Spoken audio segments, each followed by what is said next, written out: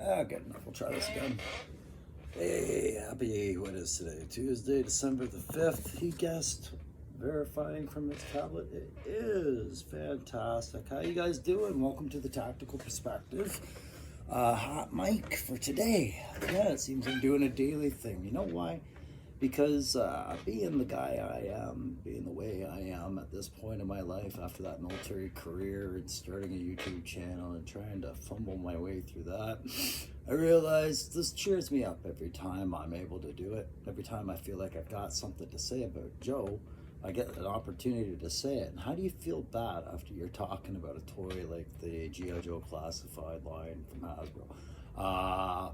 Or Joe as a child of age like 9 through 11 and 82 to 84 collecting these, or a child of 91 to 92 and 93 collecting them. Like, you guys know how I feel. That's what brings you here. That's why you enjoy the channel, I guess, and why we have such a great time talking. And today is going to be a little bit longer one. I'm not going to guarantee, I'm not even going to guess how long it's going to take, guys, because you know I don't care. It is what it is. If I got something to say, I'm going to take my time saying it. So I just got to call up the album here, and we're going to talk about a few things on Hot Mic today. One of the things we're going to talk about, you guys remember I was talking about that war Joe is waging in our offense and how I think something's happening with Joe, guys. I'm going to kind of complete the trifecta discussion on that one. I talked a little bit about that old 82 strategy, and we can get rid of the crow now because you know I'm here. That old 82 strategy they used on that market of the trifecta approach, the toy line, supported by a comic book, supported by a cartoon commercial series, which later led to a cartoon itself.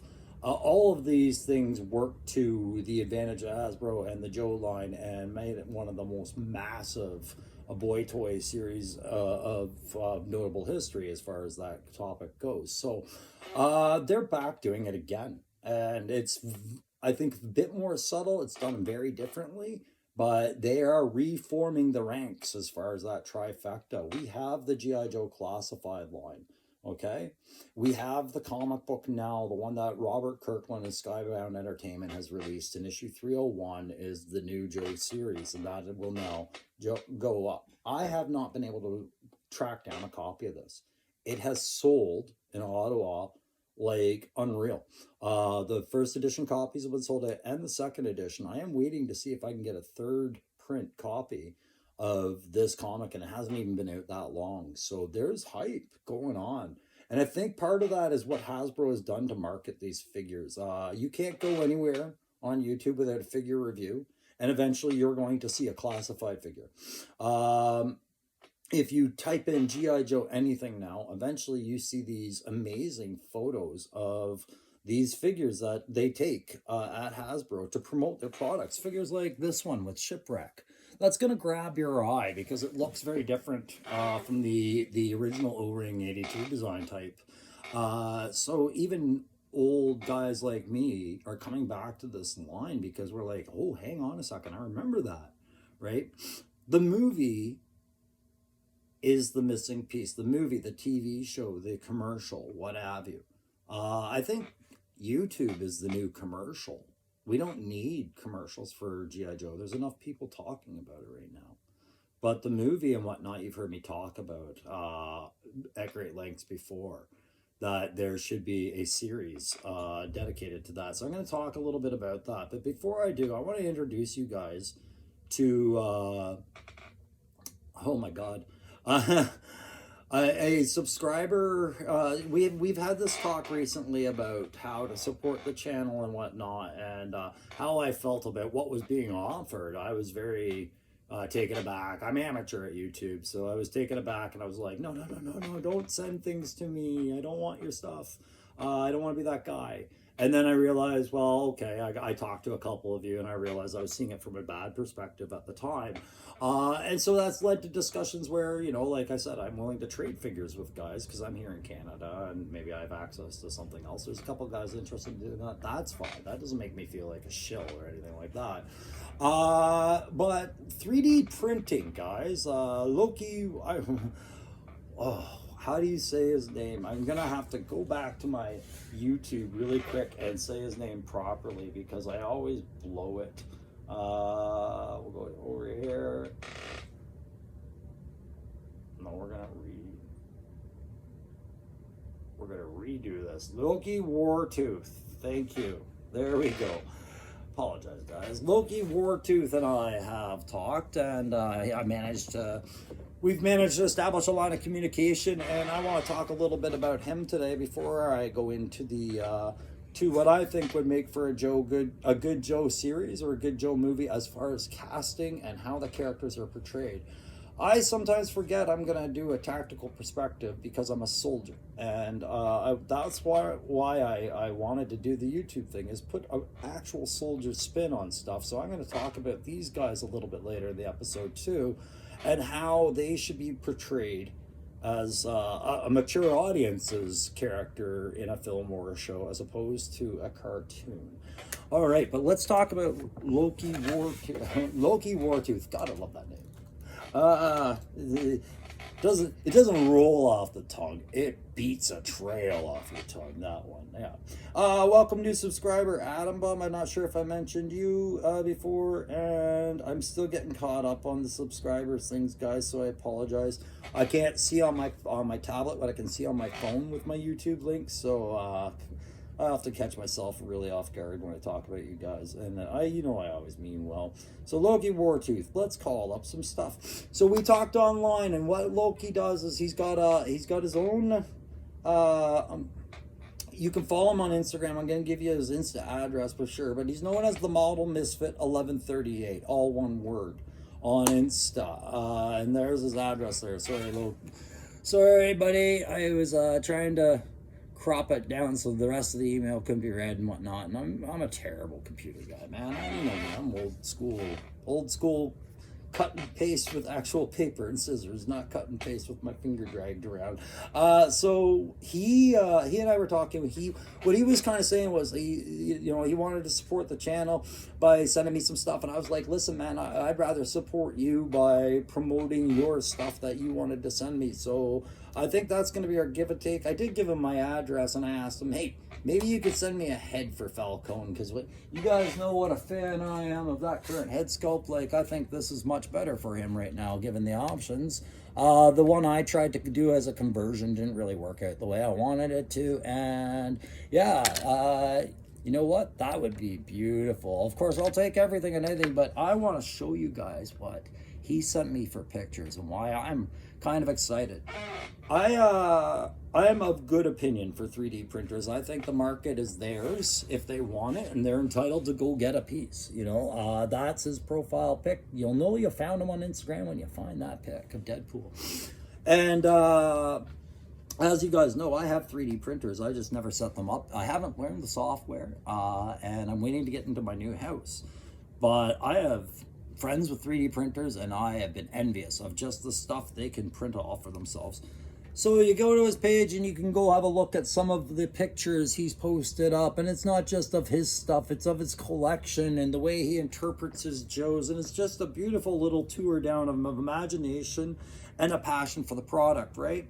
But when we get into the head sculpts, guys, my jaws just start to drop. I am relatively new to the Joe line and the classified, but just picturing some of these heads, like, yeah, I recognize Nightwing from DC Universe there, but if you look left and right of that, I mean, both of those are just amazing sculpts. I have no idea who they are, but they would be amazing classified or Cobra or Python Patrol sub-characters. So definitely check them out, guys.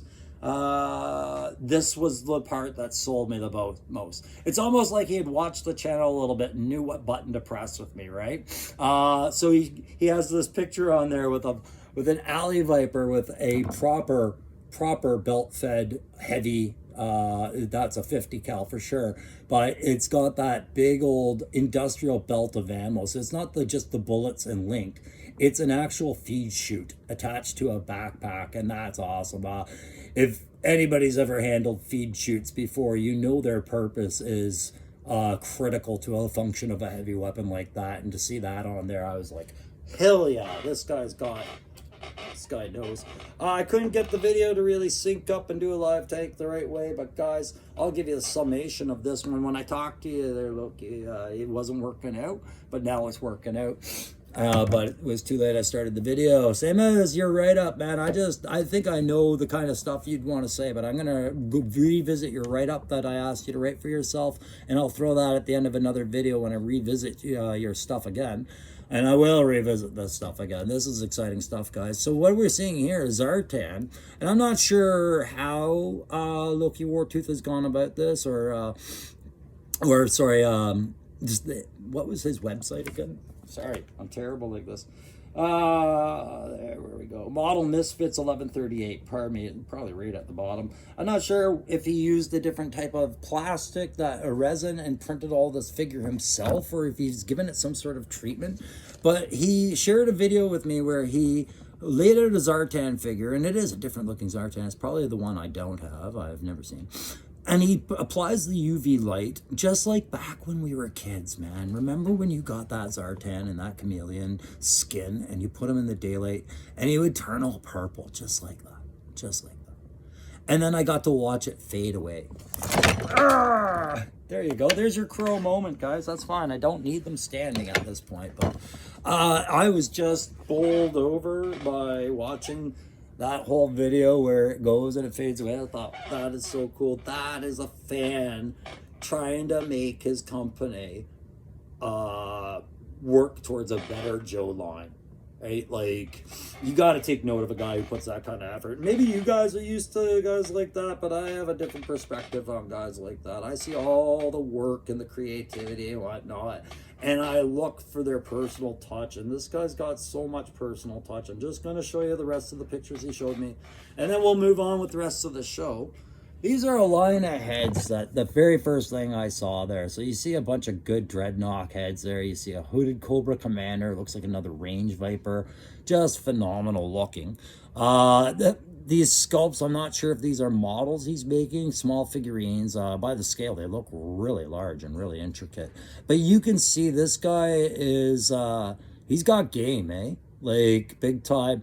This is what sold me. This is obviously like his idea of a muskrat, kind of a, or a better Falcone, right? So, but yeah, that bush cap, and you guys know I'm a big advocate of bush caps. I've explained that in other videos. You don't go out with your helmet on a light reconnaissance patrol unless you like sweating, and your boss basically tells you you're expecting to get engaged, so put it on. Usually you're traveling as light as possible on a good recce patrol. And you can see those Dreadnought heads in the sculpt there. Yeah, perfect. And I'm just watching Lone Dragon, a guy named Lone Dragon reply to something I put on Viper Island. I'll be talking about their show today too a little bit. And he was like, barbecue needs a new head sculpt. Absolutely. And here's a guy that can do it, clearly. A new barbecue head sculpt. Ask him. Motherfuckers, ask Loki Wartooth about head sculpts, and he's going to do it. So I sent him my address. Of course I want him to send me a head sculpt or two. I'll take anything he wants to show off on the show. And if I can get you guys to go check him out on Instagram if you're there, or talk to him in the comments and ask him some questions, and there he is there, guys. That's his Instagram email, and that'll take you to his site. Ask him about his ordering. Get to know the guy. Very nice guy in the emails and very personable. So thanks again for reaching out and supporting the channel. Okay, so I feel I've done my due diligence there for now. When and if I ever see it, guys, I told him once that head's on Falcone or any figure, like anything he sends me, once it's on the shelf, it stays, right? So that's the new character. I don't care if Hasbro did a different head. I like that. That's cool. That is cool. And I know 3D printers are very common across the world and everything. Everybody's got their stake in it. But I've seen their portfolios before, and yeah, usually they delve into those game top markets. And to see the classified guys really gets me excited. I'm aware of Gridiron and all these other guys, but to have a subscriber actually reach out and talk about his stuff and then offer it, and I can plug it, absolutely. So you know the Crow. He'll smoke and joke with you. He'll just do all this wacky stuff with you, right? But I want to talk about the realism of these Joes. uh, right now, and then we'll talk about some stuff that Viper Island just dropped of interest, with all due credit to Viper Island. All right, so that war on three fronts, guys. What does that actually mean? Like the comics, the toys, but what are you talking about this TV series? Okay, so I picture you need to have something to support. Now, here's the problem: we know there's new movies coming. They're going to come. And I think what they're trying to do is establish a large fan base of new readers and comics, new toy collectors that love the Joe, the nostalgic guys coming back and getting excited again, getting Joe moods again, like you and me right now. Build up for a couple of years, and Hasbro has deeply invested into their Dark Energon through the Night Force, Mole Rat, all these other guys, that Dark Energon sub story. And it showed at the end of the last Transformers movie, I think Beast Wars or Rise of Beast or whatever we're up to. Transformers number blah, blah, blah. Okay, not a big fan of those movies, but I do like some of them for a lot of certain parts of them I do like. It's just I find it gets a little bit garbled really quick. The more action they pack in with, they overdo it. But at the end of the last Transformers movie, there was clear statement: G.I. Joe is in. Okay, so we're getting a G.I. Joe crossover with Transformers and a Hollywood idea somewhere. So there's your trifecta, right? But have the movies ever really done well? If we're listening to what people have to say, like I just did about Transformers, you'd think there might be a question there. If we listen to the feedback from G.I. Joe, Rise of Cobra, and Retaliation, you might get some guys that think it was really good. You might get some guys that were disappointed, and somewhere in between, right? But if you were to go to Snake Eyes, I think the consensus was it was bad, because here you were trying to give us insight into these characters' origins and you handled it poorly. So Ryan, Crow, call yourself Crow. Be the Crow. Where would you start? Okay, well, you guys heard me mention Netflix before. What's brought that vein of thought into my head? I was promoting Disney Plus because of their animation with What If, but I was only doing that as to give you a model of the animation and how smooth it all could be and realistically looking, right? So can Netflix do what Disney do? Yep, they sure as shit can. If you have not seen this series yet and you are a fan of good animation, mature audience, violent animation, this is the bomb, guys. I'm using old vernacular, whatever, but this shit impressed the hell out of me, man. This Blue-Eyed Samurai is on Netflix. It's a mini series. You can watch it, binge it. Trust me, once you get into it, you are into it. But it uses the same style of animation we saw with What If, and very Disney-esque, but with a little bit more stank on it. Right? The villains in this is all tied to history. This takes place in a time when Japan had locked its borders to all outsiders. No white people were to be allowed in Japan, no one from anywhere. And yet there was like 4 dudes there, and it's about this woman who is mixed race, part white, part Japanese. She doesn't fit into her culture. She grows up as an abused orphan child because of having these blue eyes, and she's determined to find out who raped her mother and caused her to live such a life. And it is one long, epic, well-told story, gore fest, just totally worth it. And all I keep thinking of is this should have been a Storm Shadow movie, not a Snake Eyes movie, a Storm Shadow movie. So I would like to see Netflix approach a Storm Shadow one-shot movie or a Storm Shadow animated series the way they did with the Blue-Eyed Samurai, because I think that would give us a different perspective on where to start viewing the Joes. See it from a place of honor and see it what it means to Storm Shadow in his life before he's ever dealt with Joes. Learn about Storm Shadow first, then his altercations and dealings with Snake Eyes and the Joes grows out of that, so we can lead into another series later if the interest was there. But we've closed out 2 stories. If the interest was there, who's to say Snake Eyes wouldn't be the feature, or you could do a separate follow-up story of how General Hawk became aware and became the only solution, him and his Joes, to this man, right? I see a lot of potential in a Netflix series that would deal with that relationship as well. I love that Alex Ross pick of him, man. That's badass. Hooded Cobra Commander's where it's at, man. Yeah, absolutely. You do that for a Netflix series, perhaps.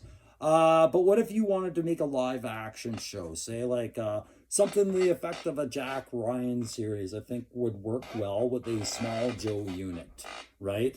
You run it like either a bit of Jack Ryan mixed with, say, a show like The Unit. And maybe you just try and do one good series of maybe 5 to 7 core characters of the Joe. What would that look like? Well, it would look a lot different than what we grew up with in the cartoon, guys. It would be, it would have to be approached for you and I now, not you and I then. If you look at these archetype characters, these were all action figures that were generated for sale. And then the thing that Hasbro did really correctly is the entire file card system. You know, I'm an advocate of this file card system, right? So I'm going to use this to tell you basically what Hasbro tried to make them look like. And I will tell you, based on my experience in the military, I'll apply that tactical perspective and tell you what I think these guys would actually be like and why.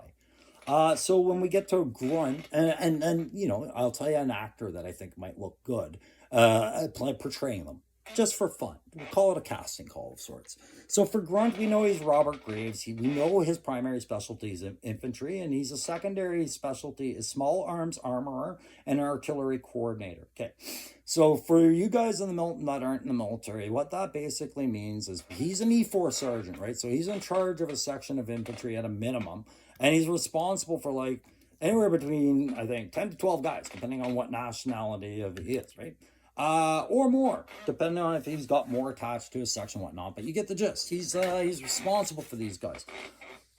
What you are dealing with an infantry sergeant, and I'm going to talk about the PPCLI, one of the infantry regiments here in Canada that I had the pleasure of working with numerous of them while I was in the West Coast, and I learned to respect them as much as any Strathcona of my regiment. These guys, by the time they reach sergeant, the maturity level for them is very unique. They know how to get down and dirty and have a good time and drink with the boys, interact with them, joke around with them, when to give one a hard time and when to not. They've got that sense of leadership in them by the time they've hit sergeant, because it takes a lot to make it to be a sergeant in the infantry. It's not like like for example here in Canada, you need to have some time in and work up to your rank of corporal, then get your primary leadership course, qualify that, so pass that course, have some leadership potential in you, and then get that knowledge. Then you get your master corporal, which is an appointment, not necessarily a rank.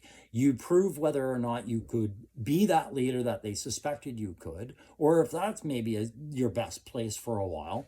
And then you get an opportunity to go up in sergeants, right? So certain trades will have certain other courses in between you need to get in order to substantiate that. That's the basic framework. And then you insert these specialty courses depending on what trade these guys are. So for a guy like Grunt, because he's a small arms armorer, that goes with what he needed to get to his sergeant's rank. He has to be able to run a range like that. Like, hey man, we're deploying tomorrow. I need you to test fire all these weapons, get the guys to do test fire grouping and check sites. So you need to run range, and we need to make sure these weapons are zero by tomorrow. Okay, he can do that. He knows the templating. He knows the considerations. He knows all the safety regs and the boundaries and all the rules by which that armed unit has to carry out their range. It's not like you can just walk up to a lead line and say, looks clear, let's start shooting. Right? There's a lot of templating involved in that kind of stuff. So he's qualified that. Artillery coordinator means he can hop on a radio and he knows how to talk to an artillery unit and call for effective fire. Not just that, but then make the proper corrections for that fire that they drop if it isn't effective, and he has to change it. He knows what kind of ammo type they're using. He knows what kind of dispersion is happening. He knows what types of fire they do. All right, that's not just common knowledge every guy knows. He knows their call sign. He got that in orders. It's written. He's got all the information he needs in his orders. Maybe the other troops don't, but he's relied upon to know that. And that's what helps him keep his section alive, is that ability to call for fire when required or fast air support. If you can't do that, you're not doing your most to protect your men. So they say he's familiar with all NATO Warsaw Pact small arms as well as domestic civilian arms, and he's graduated advanced infantry training, which all makes sense. Finished top 10 in his class, so he's got a high standard for himself, and I picture him as he's confident as hell because he's a natural at this. You teach him a weapon, he can learn all weapons based off the general knowledge. Once you learn the function and path of flow of a gas power or gas operated air cooled weapon, and the how the bolt works, right? Or that what happens on the face of the bolt, what a firing pin means, what it means when you don't have a dent in the primer of your ammo. Once you understand that, you understand the premise behind all weapons, and he's a natural at it. So that's what I see in him. Grunt is highly motivated, systematic individual. He's a stand-up guy. He doesn't blow his cool in a firefight. Absolutely true. I have seen I've seen sergeants in the PPCLI who, like I said, they can get down with their troops and be social and beloved and everything like that. And then when it's time to go, these guys are like machines. Every drill is remembered as reflex, and they know more drills than you will ever understand.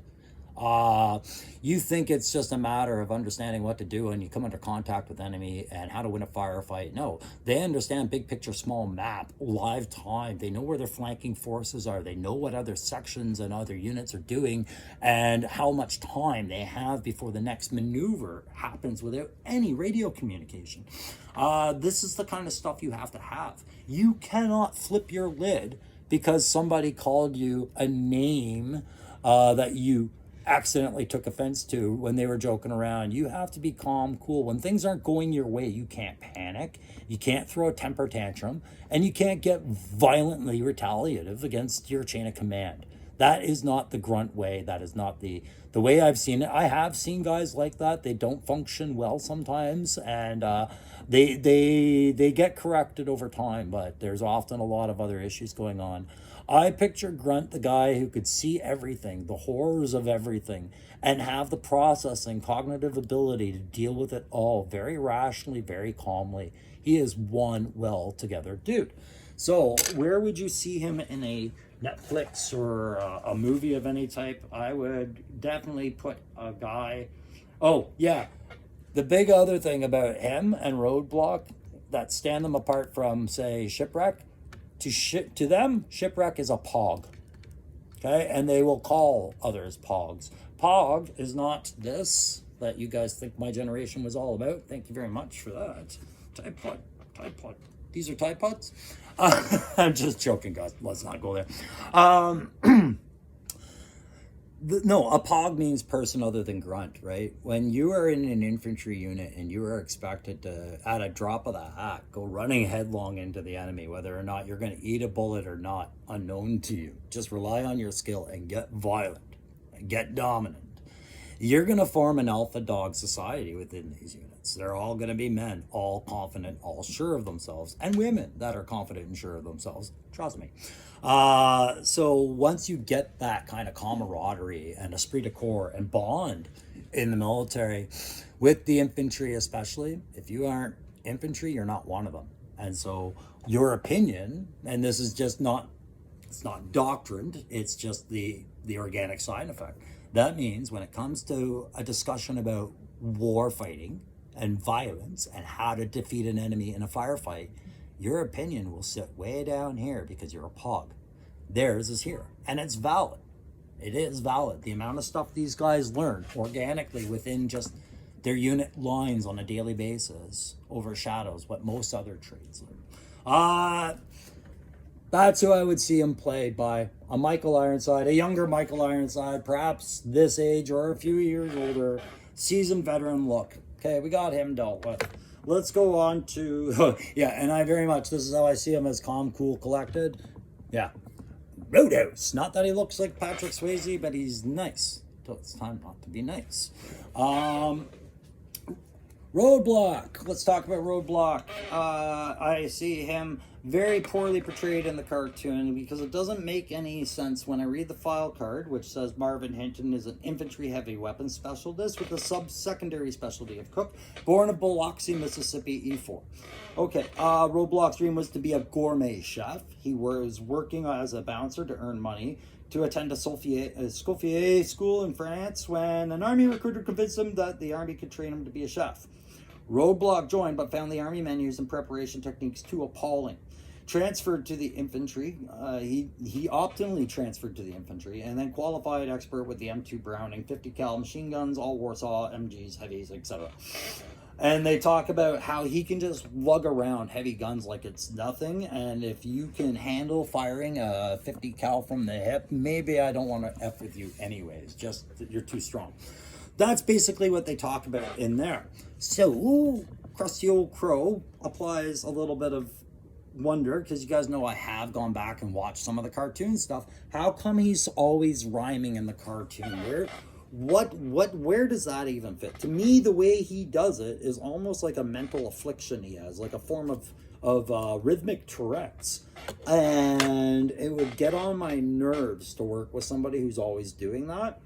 And it certainly, I don't think, would go past a certain training level without the chain of command putting a kibosh on it. When I see that scene, it reminds me so much of when Kyle Mooney on SNL decided that he was going to rap battle Kanye West to solid his street cred. It would be disastrous, as it was for Kyle Mooney. But talking about that chef aspect, right? So he wanted to be a cook. Well, yeah, I get this. I knew a lot of cooks in the army, and I'll tell you one thing, it's one of the least grateful trades you could ever get into. Talk about trying to make 1 billion people, thousands of people happy with different tastes, with a very limited menu, because you are dictated what ingredients you're supposed to use, by what time, by what day, what time this meal needs to be prepared, blah, blah, blah, blah, blah. There are rules, there are safety regulations, health concerns, health regs, military regs, all these things thrown into this cook's path that dictate exactly how that food's going to taste, right? A guy like him who is seeking to be a cook on a Gordon Ramsay level and going to a Scoffier school, a guy like him would be disgusted with the limitations and constraints of being a military cook and the demand put on him and disciplinary action if he ever tried to deviate and show them a better way, right? So I just, when I see him in the infantry, what I see is a guy who is well aware. Yeah, I used to be a bouncer. I'm a big, strong black dude for sure. And I know you guys like you're going to respect the strength and whatnot. But I see him also not being necessarily quiet. I see him often getting a little frustrated with guys going, man, you got to wash your friggin' hands. Do it. Wash your hands. Always walking around telling people to wash their hands. But aside from that, I see him also, he's the only guy in the Joes right now that I know of that cooks well, because Shipwreck apparently is a separate story entirely. But as far as a show, what would I see him being played by? Winston Duke from Black Panther fame, who played M'Baku. That's who I think should play him. No discredit to Dwayne Johnson. He did what he was there to do. But I think Winston Duke would be a far better choice, especially with my beloved version of Roadblock here. Okay, so the last character I want to talk about that, if you're going to throw him in a series, let's talk about his type there, is Shipwreck, right? Our good old friend Hector Delgado of Chula Vista, California. He's a gunner's mate for a primary specialty, which means he's manning those big ship guns half the time. And he's a machinist, which means he's forging parts and working with materials to make new things that the ship needs while they're at sea. Shipwreck grew up in the shadow of the Navy, specifically the shadow of the sprawling San Diego Naval Yards. He's enlisted at the youngest possible age with his parents' permission and proceeded to serve with distinction in the Mekong Delta, where hand-to-hand fighting with river pirates, smugglers, and insurgents was the order of the day.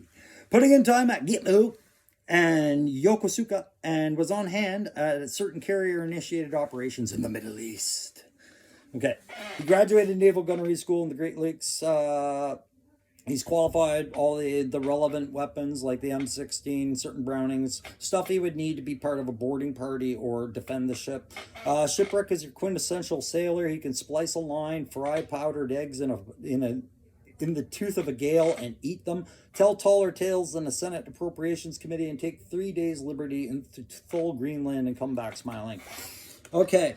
So the way they portray him in the comics and the cartoon, if I understand, was the salty sea sailor with kind of a bit of arrogance about him, telling tall tales, telling sea stories, but very defensive of ships, like how Joe's treated ships and things like that. I see that, and very much promoting his sailor, what a sailor like he could bring to the table for ye, right?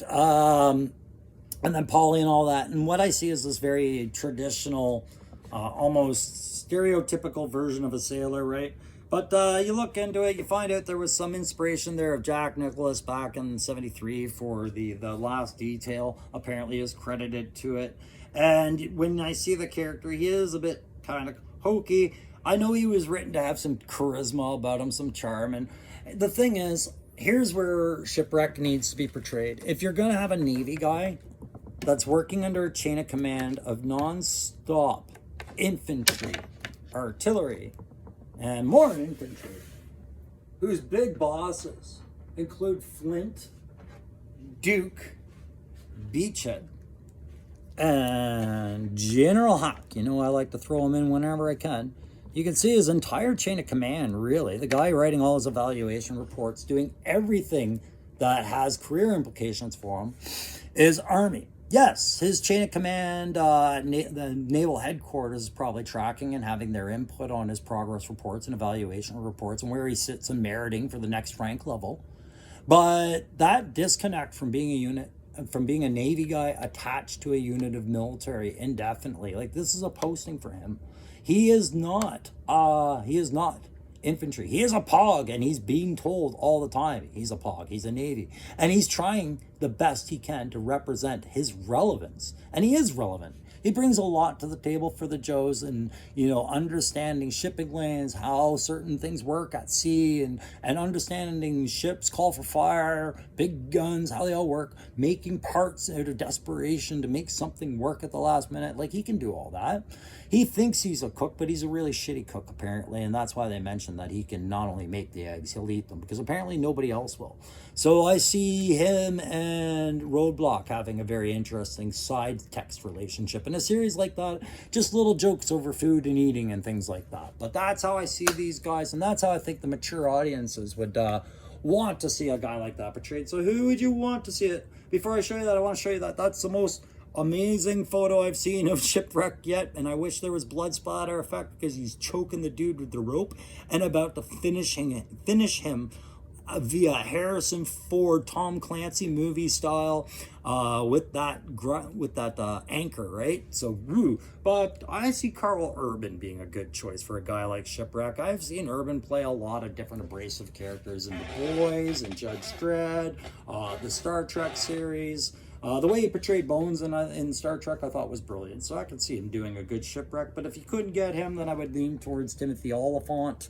I think, however, you're trading off that abrasive arrogance for maybe a little bit of dry wit and still, being a sex icon of whatever year he was. But I'd see a series like that running like The Unit, or perhaps Jack Ryan, like I said, guys. Last shout out to a thing I keep plugging, guys. If you haven't seen this movie, do check it out. It's fun, especially for us Canadians who shop at GameStop to get our figures, or if that's you over in the States. I thought that was pretty fun. So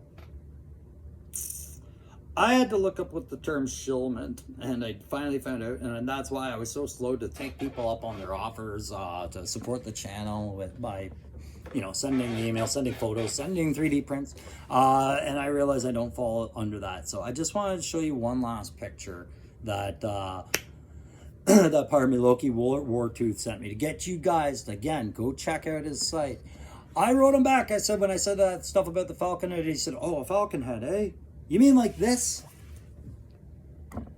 And I thought, yep, that's probably what Falcon's face should have looked like, a lot better than hokey thing. Hey guys, before I go, if you haven't checked out the latest Viper Island, do so. They drop a bunch of stuff about the new 24 releases, and they actually reached out to me a while ago because they heard me bitching and moaning about my beachhead and being willing to pay and whatnot, and they kind of said, hey man, just hang on to something, we're on to something here.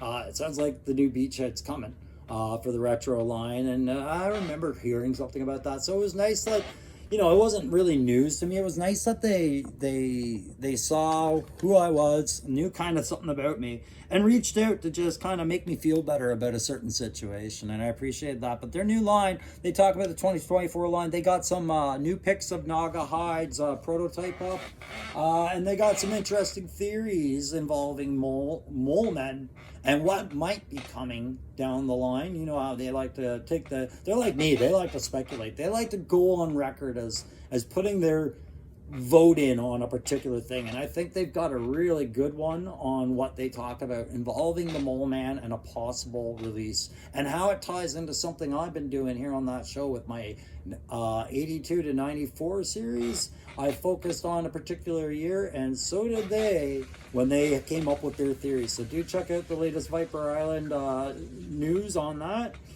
And just remember, my ADHD may be hard to follow, but you guys make it so much easier to put these videos out with your positive support and everything you do.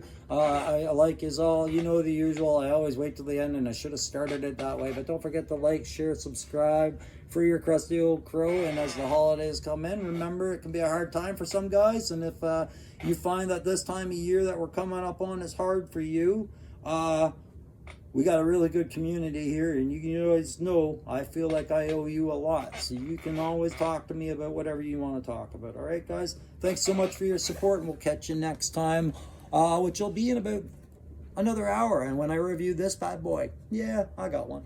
See ya.